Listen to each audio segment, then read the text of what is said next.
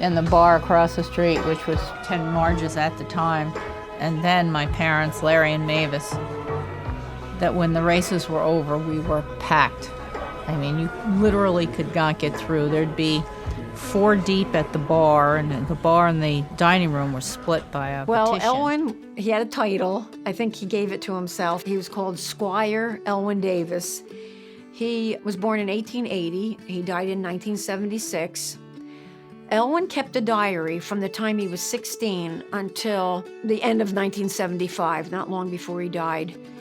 Every day he wrote in a diary, not just the weather and what he had for dinner that night or what crops they grew. Oh, we had a lot of activity in Olive Ridge years ago. We had 3 grocery stores, a meat market.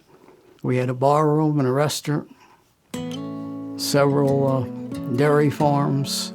Okay, Bud was the younger of 3 siblings. Dorothy was the oldest. My mom was Florence, and then there was Bud. They lived over here on Watson Hollow Road, just by the bridge going across by Berger Road when Buddy was born. And how he got the name Buddy is my mother was only just a year older than him.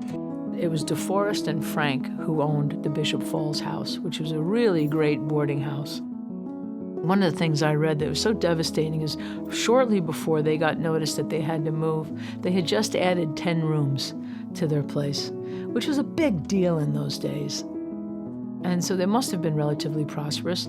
They ran the inn, and their wives did all the cooking and cleaning. They each had a wife, and one was a special baker, one was the cook, and they both cleaned and did all the laundry for all these rooms.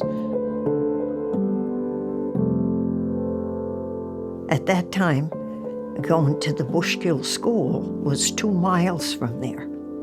So my brother and I walked 2 miles to school.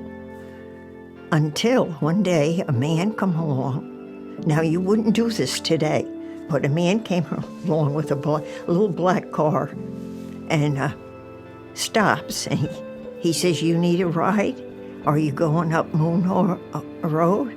Well, we weren't near there, but we said, yes, that's where we're going, to school. So we got in, and then my brother said, I asked the man his name.